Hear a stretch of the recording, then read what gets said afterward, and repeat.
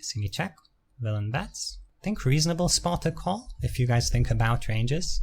Just because we bet small twice, he could have Jack 10, 10 8, Jack 8, 8 6, like tons of draws missed.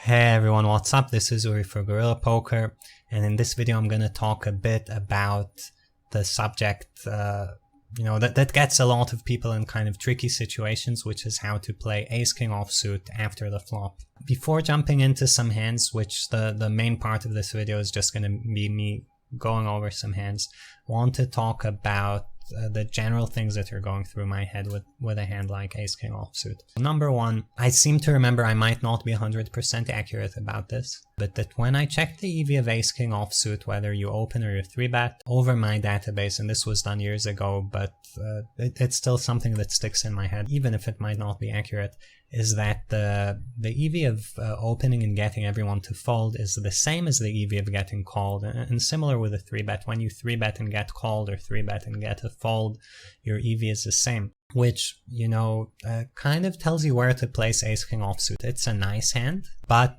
it's not aces where you're like, please don't fold. You don't mind if the other guy folds, because really every hand is doing okay against ace-king, and ace-king misses a lot. Now, a lot of the nuance of playing ace-king is to understand and be at peace with the fact that you have a hand that when it hits, great, you hit top pair, top kicker, that's not a tough hand to play.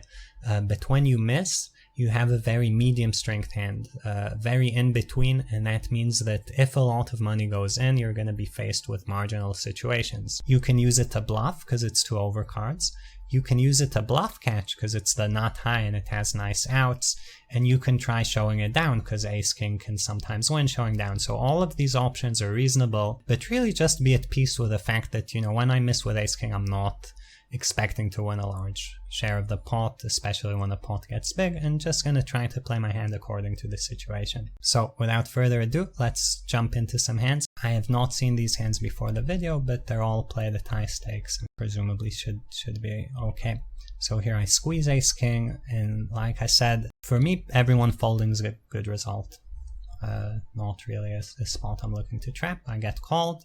And here it's very important to visualize the range you're up against. The player calling in this position is going to have a bunch of pocket pairs, suited connectors, and suited broadways. That's going to be the bulk of the range that you're up against. For example, if the board comes 5, 6, 8, that's a board he's going to hit quite a lot. If the board comes, ace, deuce, deuce, it's a board he's going to miss a lot. Now, of course, here I have ace-king, so those boards would play very straightforwardly, but still. Okay, so we get a queen-high board with 2 diamonds, because the board is, I guess, overall advantageous against a range of, like we said, pocket pairs, suited connectors, suited broadways. He misses a lot, we block diamonds. It's probably a decent spot to c-bet, and one of the things about queen-high boards specifically is that they make ace-king kind of a nice barreling hand. Kind of nice spot to just start barreling off with ace-king. It's the only 2 overcard hand you have, and generally 2 overcards are pretty good to barrel off with. So you guys see me start off with a small bet, which means I'm betting very wide, and implies I think I have a big advantage. Make a turn bet. You should probably go a bit bigger. We have 8k into 10-6-60 on the river, and this is a spot where things get very, very, from a solver perspective, it's very technical. Like, how many diamonds you have is important. It's important if it's the king or the ace. You can actually check and sometimes check call bets with ace-king. Like, all the options are kind of all okay. This is a spot we're going to be in with ace-king a ton. So my hand could check call, it could bluff shove, and it could check fold, and all of these are kind of on the table as close decisions. I'm not going to go into the nuances of which suit is better for which. That's very situation specific. But here I decide to check. Villain checks back, and we face 8-9 suited, which I think villain played a very normal way after the flop. Nothing too exciting going on. Just an example of barreling the ace-king. Okay, let's do one more. Again, we squeeze. Get a call from the UTG guy, and here the range is going to be a bit different because there's a player left to act. UTG, like the original razor, has to be a bit tighter, so there are less low pairs and low suited connectors and low suited aces, and more high pairs, high suited broadways, and maybe the higher suited connectors. So this is really important to keep in mind. Here, for example, if the board came deuce 4-5, I'm like, you know, this is my board, you can't hit that board. Very, very important to be aware of ranges in these spots. Here we get king 4-8, so hit, like I said, when you hit, it's not too tough. You guys see me start out with a bet. Queen of diamonds on the turn, very bad card for my specific hand. If we're thinking again about villain's range, he could have 9s, 10s, jacks. He could have something like king jack suited, king queen suited, ace queen of spades, ace jack of spades would be the kind of floats, and of course there are a few king queen suited combos. So really a spot where, you know, I might just check fold ace king offsuit straight away, and this is one of the spots where it's a bit tough to bluff for the in position player. He can bluff with something like ace jack of spades, but since his range probably allows him to go wider, you guys might see him in theory start needing to bluff with something like 9s or 10s. So here I check, villain bets, and I don't know if I called or folded. It's a bit iffy because you kind of want to maybe chop, but intuitively to me I would just, I'm sure I called looking at this, but I think I should fold. So I check call, 4th diamond, check, he checks.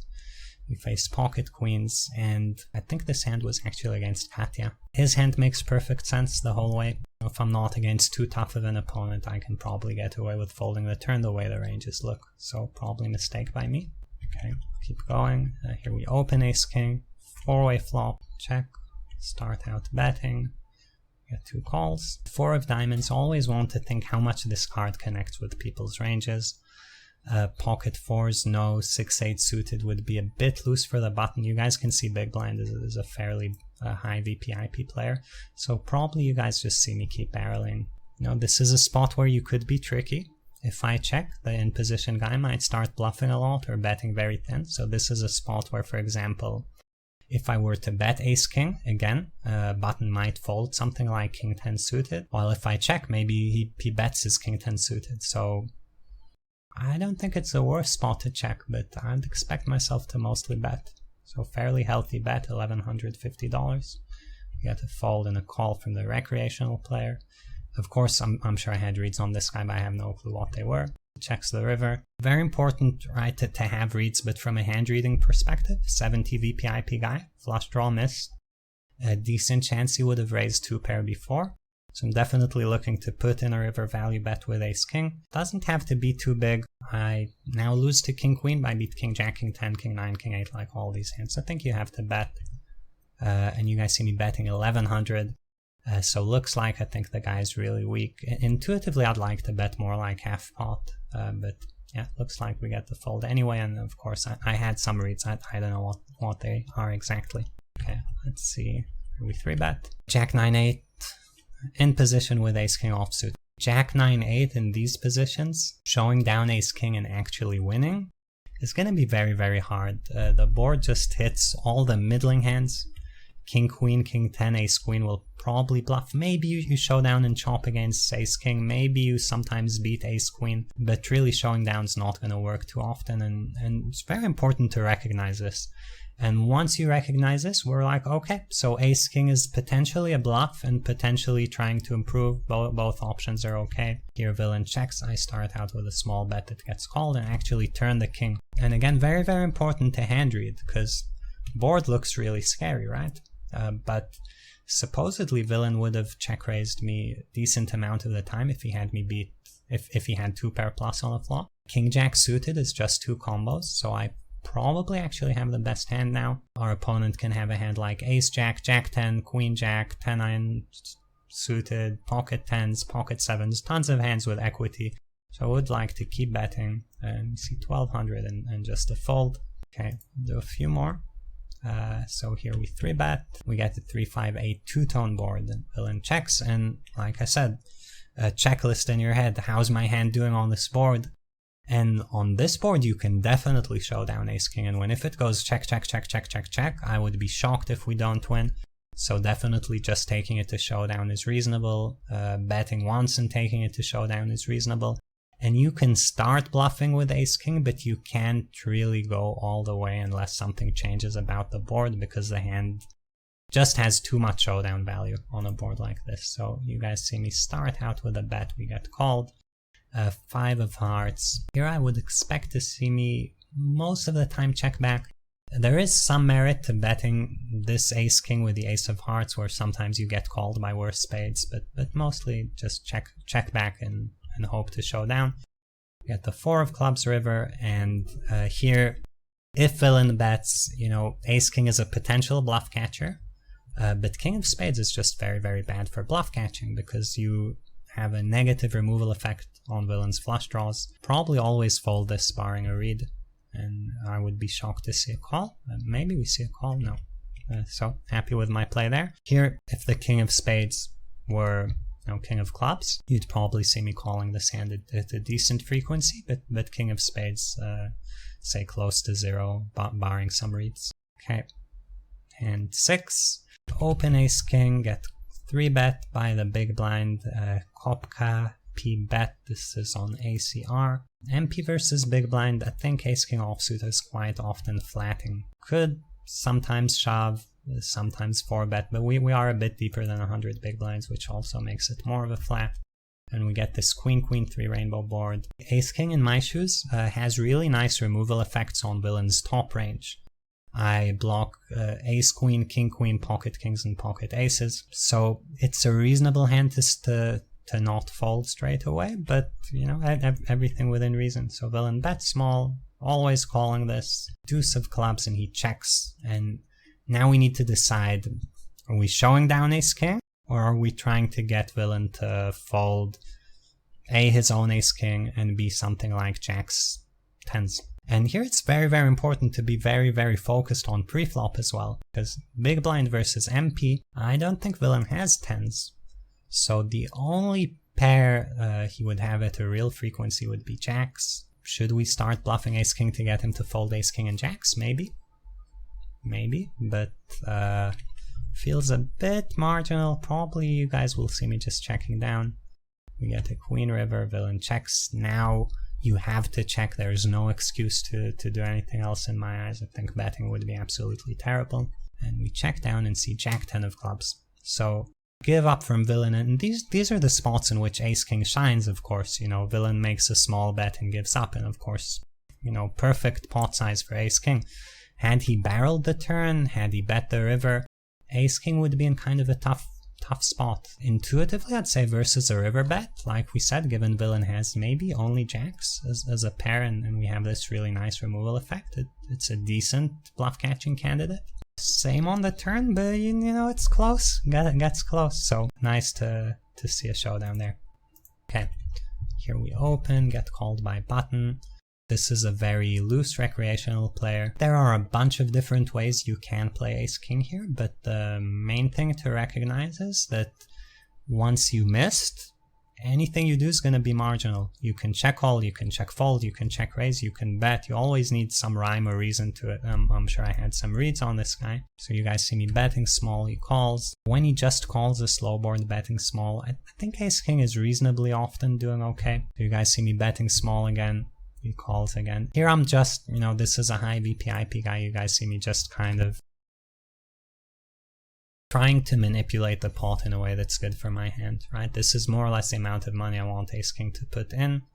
So yeah, if he's cooperating, why not? And now queen of diamonds, what we need to figure out is this time to turn ace king into a bluff to get him to fold sixes, or, you know, 7-8 because it's a scary card? Or is it just check hope time? Maybe check call. See me check, villain bets. I think reasonable spot to call if you guys think about ranges. Just because we bet small twice, he could have jack 10, 10-8, jack 8, 8-6, like tons of draws missed, have a king of diamonds, so reasonable spot. Lots of recreationals wouldn't bet ever with a 7 or a 9. If he has queen, somehow he could have a king, king 10, king jack, so I think good spot to call. See me call. Do we win? I don't remember this hand. Yes. Okay, so here we kind of manipulated the pot size. We did some hand reading. Pool result, I'm sure it has to do with my reads on this player, the way I played this hand. One of the things you need to learn how to do is play versus different player profiles and try to manipulate them into doing what you want. And yeah, let's do one last hand. So raise, we're gonna 3-bet. Here we're short stacked. Miss, we have 2.2x the pot. And here again, very important always to align your expectations. So my expectation with ace king is everything's going to be close and there are no very good decisions unless my opponent folds or lets me check it down. So we start with a small bet, he calls, turn jack of clubs. Again here, there's a ton of knowledge in poker with all these spots. So if you were 100 big blinds deep, flush coming in and board connecting like this might slow you down a lot. You start checking aces, kings, queens are not good enough to bet. When you're short stacked like this, you know, you don't really care. If I have kings, I'm just shoveling the money and there's not enough behind to really make me slow down. And that strategy means I can bluff with a hand like this. That being said, you know, think about your range, small blind versus cutoff. I'd rather bluff ace queen and king queen first. I could have a club in my hand, so probably waving the white flag with this one. And if I check ace king here, I'm expecting to never win, pretty much, unless miracle he has ace queen and shows it down. But yeah, just check and folding. Of course, the hand has okay properties to barrel, but one of the things you need to recognize about 3-bet pots is when there's a jack and a 10, you guys are going to have a ton of hands with okay properties to barrel. I don't think you get to bluff with all of them. Not a disaster to barrel. Not a disaster to barrel for sure. And would definitely be scary for a bunch of villains' hands if you guys imagine him with something like ace 8 or king 10 or, you know, pocket sixes. All those hands will have a rough time if I bet the turn. Okay, so that's it for this video. If you guys want to see more videos of a similar type, please let me know in the comments, especially if you have any specific requests. If you liked it, like and subscribe to the channel. Check out the Guerrilla Poker website. We have a course about how to improve your red line. We have GTO preflop ranges. And we have a bunch of other cool stuff coming up soon, so you can sign up. There's a free redline chapter and we'll let you know when other stuff comes out. So check it out and I'll see you guys next time.